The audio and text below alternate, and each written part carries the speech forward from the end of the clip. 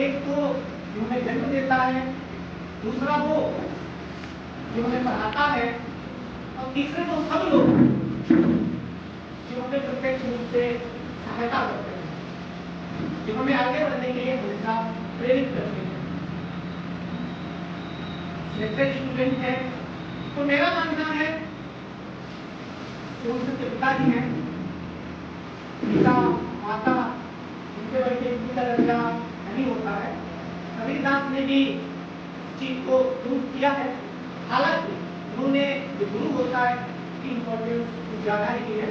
वो है भी, लेकिन फिर भी जो गुरु होता है तो ही पिताजी गुरु है। इसका जो है मतलब है कि पिता जो है उसका दर्जा काफी बड़ा होता है। तो सबसे पहले मैं चाहूंगा कि जो के पिताजी हैं एक बार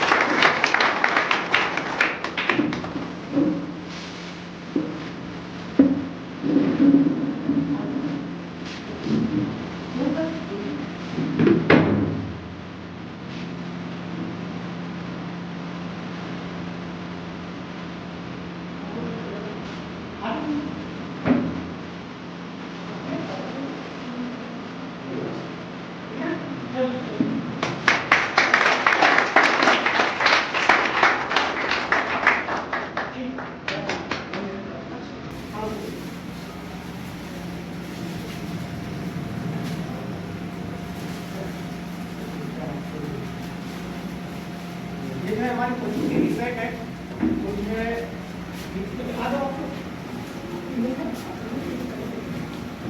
तो सर इधर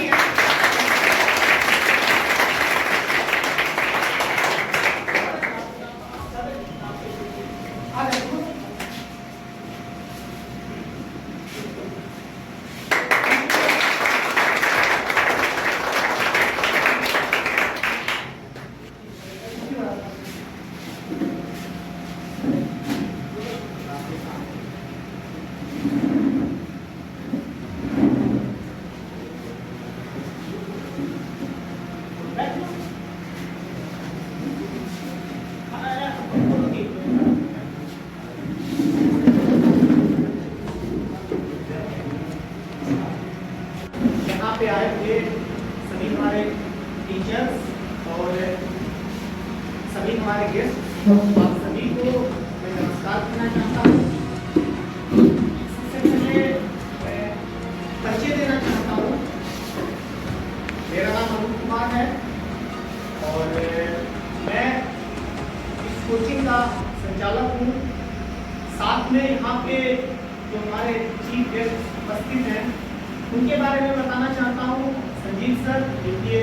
टीचर हैं और इस कोचिंग का संचालन करते हैं। साथ में अजय सर हैं,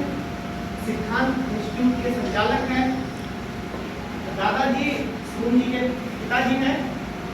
और हमारे चंदा सर की हमारी कोचिंग के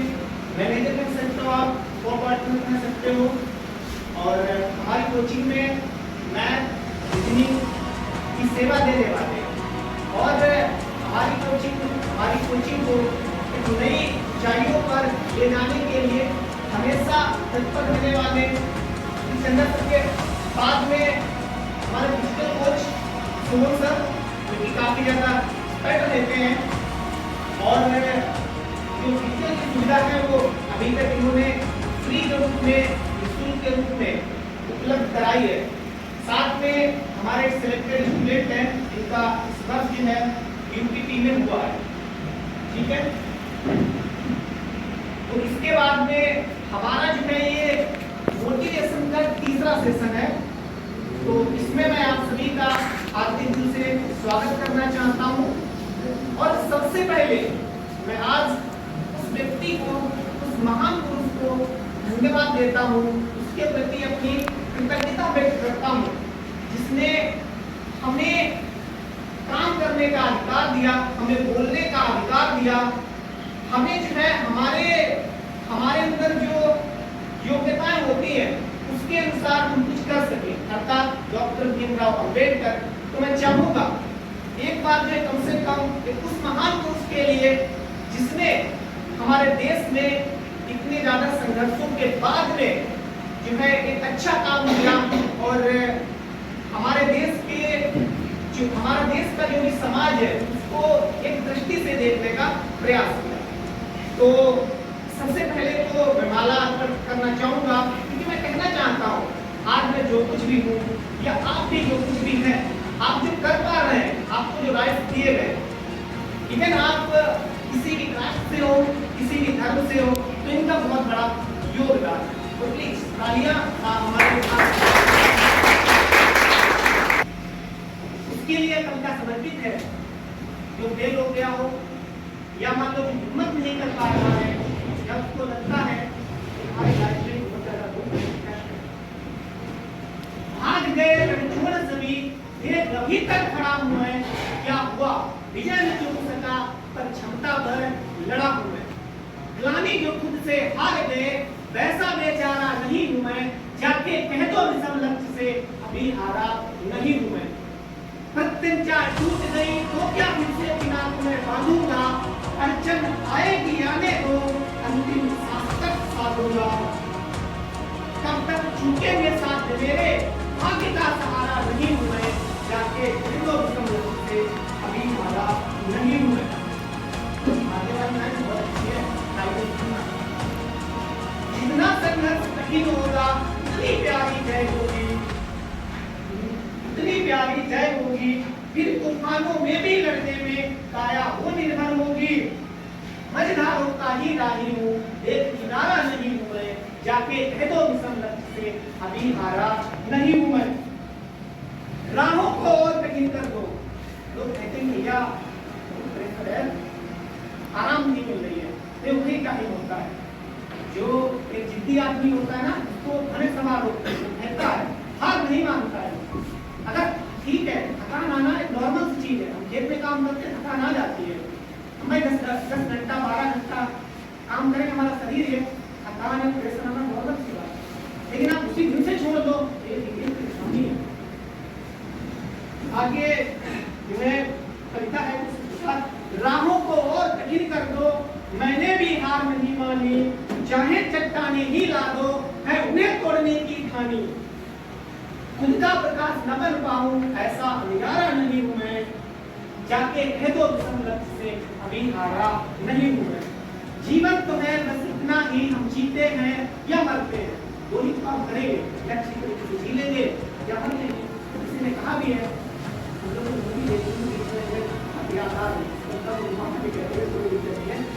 मूवी भी हम लोग देखते हैं, अगर कोई अच्छा जिसने ये गाना है समय मरे, वो मैंने कोई पहले देखी थी, मैं दिल्ली में काम कर रहा हूँ, उसमें एक बात उठती है, वही साल की फिल्म में कुछ ध्यान नहीं है, लगभग में मैंने 10 साल पहले मूवी देखी थी कि ये जरूरी है कि ये जरूरी नहीं है कि हम कितने साल के हैं, लेकिन ये जरूरी है कि हम उन सालों में कितने साल बहुत इम्पोर्टेंट लाइफ है, जीवन तो है बस इतना ही हम जीते हैं या मरते हैं, बेकार बैठने से अच्छा जो शुरुआत तो करते हैं। कोई लोगों को देखो आज कर लेंगे, कल कर लेंगे, परसों कर लेंगे, ये शुरुआत कर देंगे। कविता आगे कहती है, बताती है बेकार बैठने से अच्छा जो शुरुआत तो करते हैं, कम से कम अपनी आकांक्षाओं का प्यारा नहीं हूं मैं, जाके कह दो विषम लक्ष्य से अभी हारा नहीं हूं। जब मेहनत सफल नहीं होती इनके दाव में जाती हैं, आराम नहीं दूंगा खुद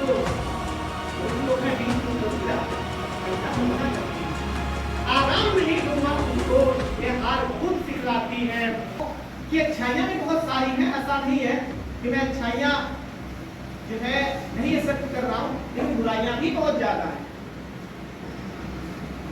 गांव में भी लोग होते हैं, उनसे पूछिए कि भाई आपको कोई काम शुरू करना है तो बोलेंगे पैसे नहीं है, लेकिन अगर उनके लड़के की या मान ली बेटी की शादी हो और रियल में पैसे नहीं होते, लोग जो है ना कर्जा ले लेंगे, उसमें कोई तो वो कसर नहीं छोड़ेंगे। हालांकि वो उनका राइट है, वो अपनी प्रॉपर्टी बेच के कुछ भी करे, हमारी उसमें कोई दखल नहीं है, लेकिन एज अ अवेयर करने के लिए मैं ऐसा कहना चाहता हूँ आप सोचिए, शादी ऐसी कौन सी प्रॉपर्टी है, कौन सी ऐसी कैपिटल है, पूंजी है कि जिसमें हम पैसा खर्च करके उससे कुछ बाद में अंत तक कमाते रहेंगे। आप अगर कोई बिजनेस कर रहे हो, ठीक है, आप उधार ले लीजिए, आप लोन ले सकते हो, लोगों की हेल्प ले सकते हो, मांग सकते हो, उसमें पॉसिबिलिटी है कि आपका पैसा निकलता जाएगा, आप लोगों को देते जाएंगे। तो ऐसे कई विचार हैं, अगर जिन पे आप बता दें। लाइन कुछ प्रकार है, जब दिन सामने आते हैं, सोते से हमें जगाते हैं, तन को मरोड़ते हैं पल पल, मन को झिकोरते हैं पल पल, सतपथ की ओर लगाकर ही जाते हैं हमें जगाकर ही, वाटिका और वन एक नहीं, आराम और रण एक नहीं, वर्षा अखंड आतप अखंड, पौरुष के हैं साधन प्रचंड, वन में कुसुम तो खिलते हैं, बागों में साल मिलते हैं, कंकरियां जिनकी सेज सुगर, छाया देता जिनको अंबर, विपदाएं दूध पिलाती हैं, लोरी आंधियां सुनाती हैं, जो लक्षा ग्रह में जलता है वो ही तो सूरमा निकलता है, मेरे किशोर मेरे राजा, जीवन का रंग छन जाने दे, कल्पों का घर बन जाने दे, तू स्वयं तेज भंडारी है, क्या कर सकती चिंगारी है, तू स्वयं तेज भंडारी है, क्या कर सकती चिंगारी है, सच है विपत्ति जब आती है, कायर जोगी कहलाती है। आप धीमो है, हम रस्सी में और पत्थर में पूछे कि भाई रस्सी से पत्थर को काट दोगे या पत्थर से रस्सी को, तो आपका आंसर क्या होगा? पत्थर से रस्सी को काट दोगे, ठीक है। इसका मतलब है रस्सी से पत्थर को काटना इम्पॉसिबल है, लेकिन अभ्यास में वो ताकत है कि रस्सी भी पत्थर को काट सकती है। कहा गया है, करत करत अभ्यास जड़मत हो ज्ञान, रस्सी या जात से सिर पर पड़ती है। नाजुक सी चीज है, कोमल सी चीज है, वो भी उस चीज को मैं काट सकती है, तो अभ्यास वो चीज है। गिरकर उठने का आदि हूँ, ठोकरों का माला नहीं हूँ मैं, जाके कह दो विषम लक्ष्य से अभी हारा नहीं